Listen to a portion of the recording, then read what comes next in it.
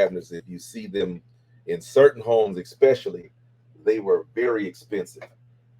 So that's probably not the case.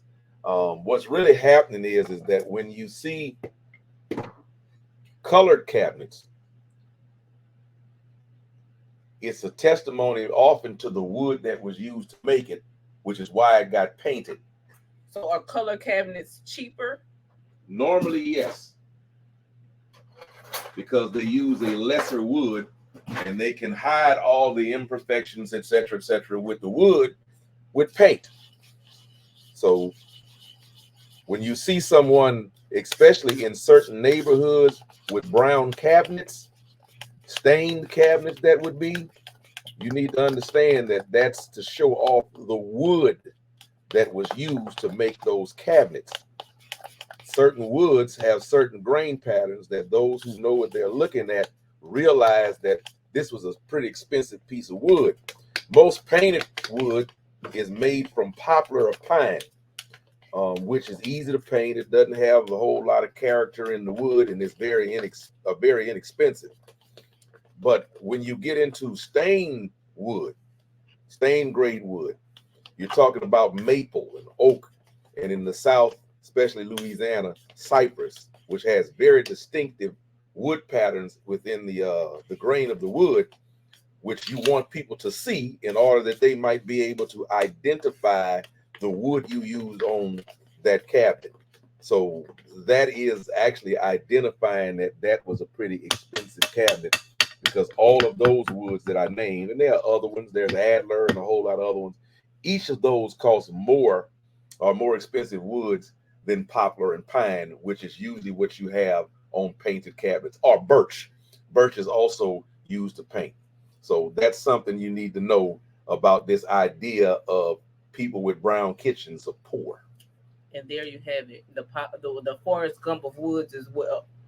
As well. So really quickly, so I'm gonna ask you what's next, but yesterday I did want to kind of draw this out because people on the internet be in their feelings, especially on TikTok. Now we looked at was it the Italian kitchens, and Yeah, they did Tuscan have kitchens, things Tuscan like that, kitchens, and they had color. which are painted. They're painted, but y'all. However, you need to look at how they're painted. And you need to also look at how the kitchens are usually made when that is done. It's totally different than most folk gonna get with the painted cabinets that was in your first studio apartment.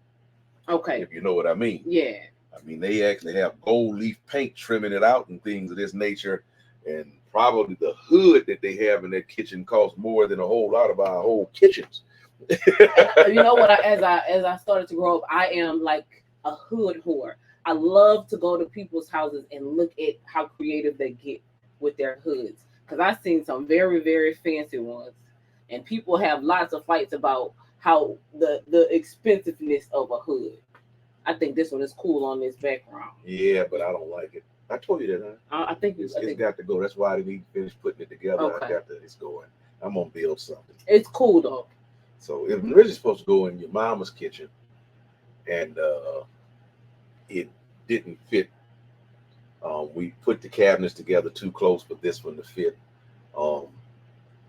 Fortunately, it was designed for a 36-inch range, and hers is actually 36, but it can actually fit a smaller range. So I'm going to have to actually build the one for her kitchen as well, and I'm going to have to build one that I like. Okay. So somebody will inherit this from somewhere, you know. Maybe even have a show when we give it away. Touche. Okay, yeah. Somebody who wants to be entered into the hood giveaway.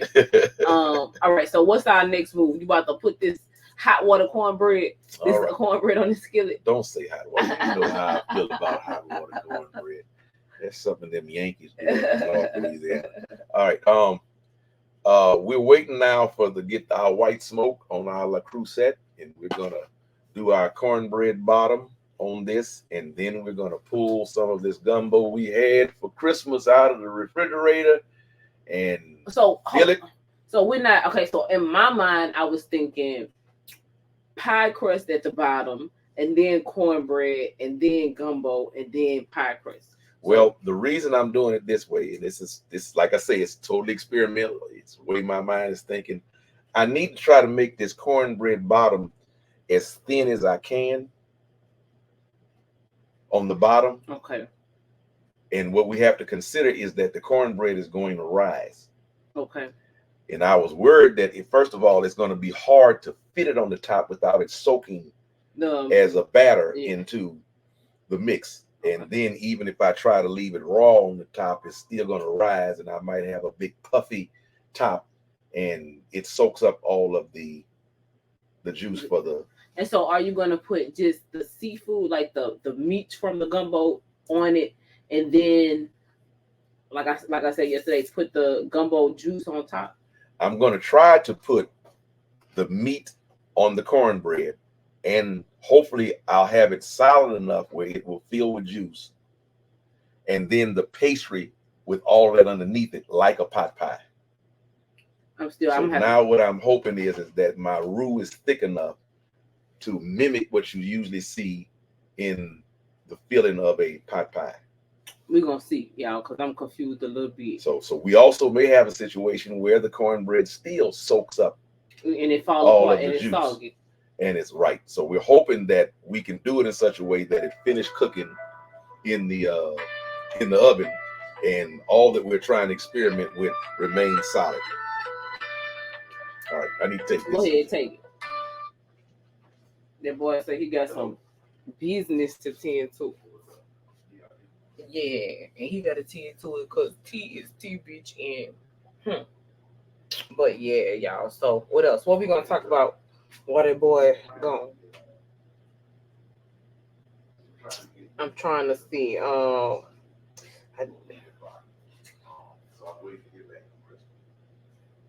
The wine is whining, and it's not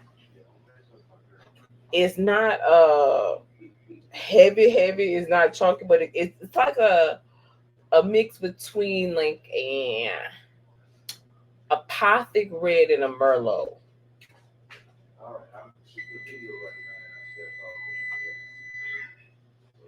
Okay, so I don't know if y'all remember, but when the smoke started coming out from the pot, you can't see it right now, but when the smoke started coming off the pot, that means it's ready. So, all right, pot ready. Pot ready. We got smoke. So we gonna take some cornbread. Pot smoke.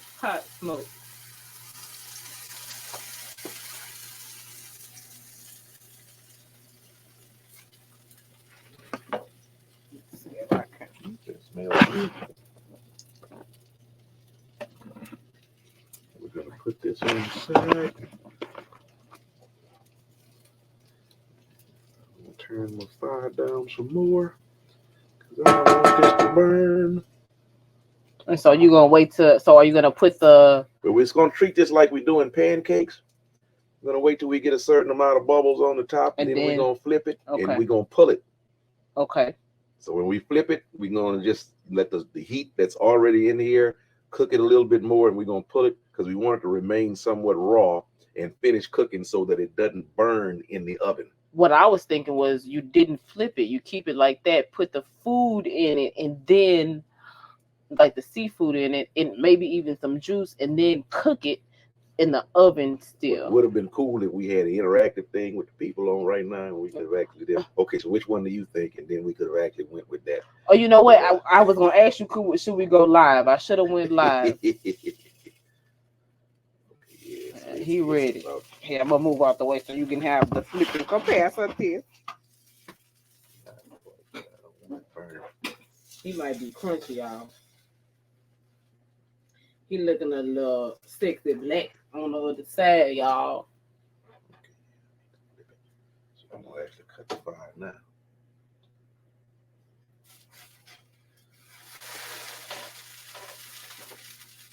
All right. So we're gonna let that finish cooking with the heat that's there. And you saw how fast that went. Mm-hmm. And that's just a testimony to how hot these kinds of pots, pans, and skillets get when you have this enamel and cast iron. Okay, so we're gonna pull it off the burner completely. And we're gonna